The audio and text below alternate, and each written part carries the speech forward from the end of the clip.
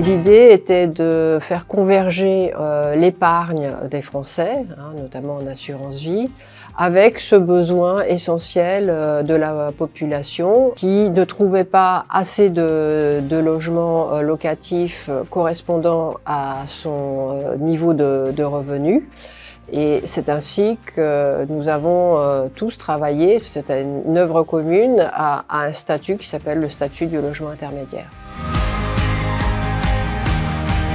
C'est le véhicule assez original à l'époque qu'a conçu Ampère Gestion et CDC Habitat qui a donné confiance aux investisseurs, à la fois avec Ampère Gestion d'avoir le savoir-faire d'un gérant de fonds et avec CDC Habitat le savoir-faire d'un opérateur en logement sur l'ensemble du territoire.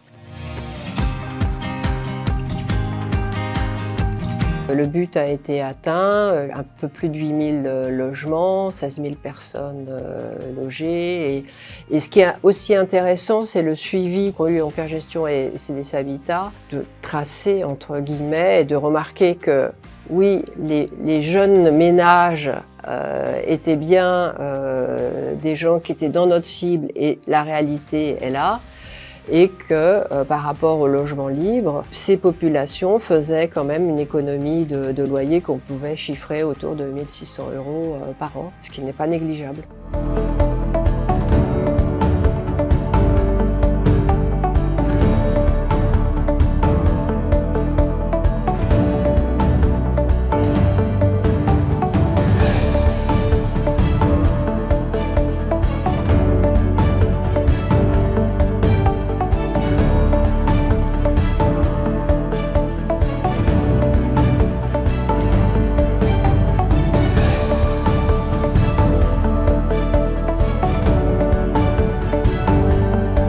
Pourquoi le logement intermédiaire est-il intéressant pour un investisseur de long terme comme les RAFP qui doit couvrir des passifs de retraite?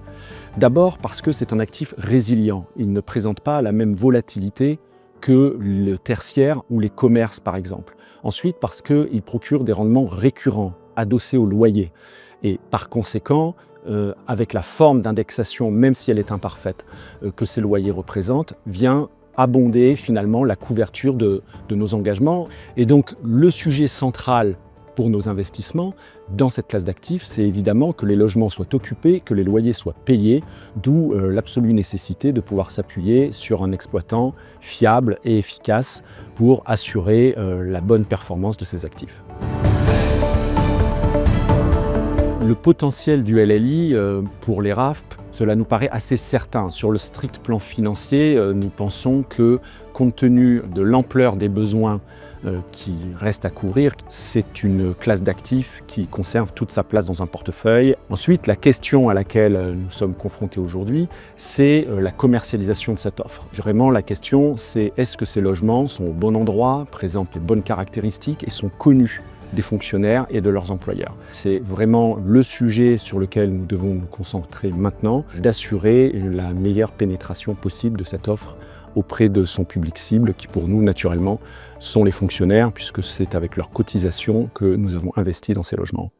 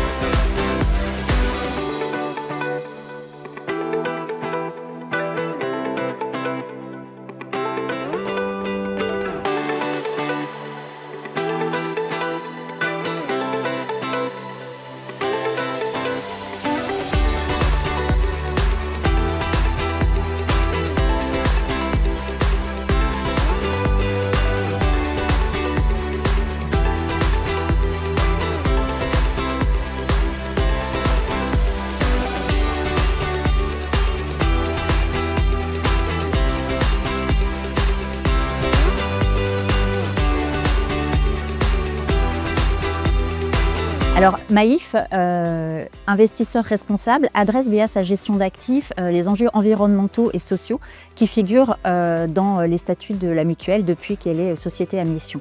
Très concrètement, notre démarche d'investisseur responsable est structurée autour de 2 grandes stratégies, la stratégie climat et la stratégie sociale.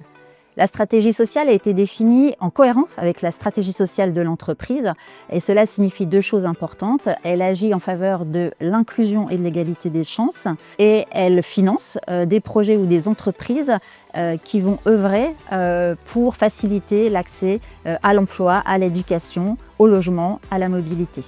Donc c'est vraiment dans ce cadre-là que nous avons co-construit avec Ampère Gestion le fonds Maïf Habitat. Ce fonds vise à alimenter la part sociale de nos investissements, part sociale pour laquelle nous avons un objectif d'atteindre de 10% des actifs à horizon fin 2026.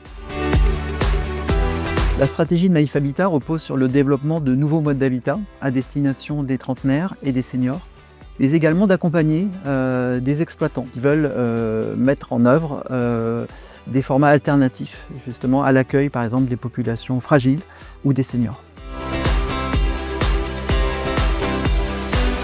Alors une des principales richesses de Maïf, c'est sa marque. Et lorsque vous décidez d'associer la marque Maïf à un nom de fonds d'investissement immobilier à impact, en l'occurrence Maïf Habitat, dans lequel on va investir les fonds propres de Maïf, ou proposer à vos sociétaires d'épargner dans Maïf Habitat et Inclusion, leur économie sur le long terme, le choix du partenaire, il est crucial. Et donc, lorsqu'en juin 2023, Maïf a pris la décision de retenir comme partenaire Ampère Gestion, j'avoue que j'ai eu un moment de satisfaction. Ampère a tout le temps été au rendez-vous des attendus. Nous avons participé à plusieurs fonds d'investissement avec eux. L'équipe est stable et donc on a pu développer au cours de ces 10 années une relation de partenaire vraiment très appréciée chez nous. Derrière Ampère, il y a toute la force du groupe qui gère plus de 500 000 unités résidentielles, qui a cette capacité à nous proposer des actifs et nous faire rencontrer également des entreprises engagées, donc en cohérence complète avec notre raison d'être et un des objectifs que Maïf a décidé de conduire.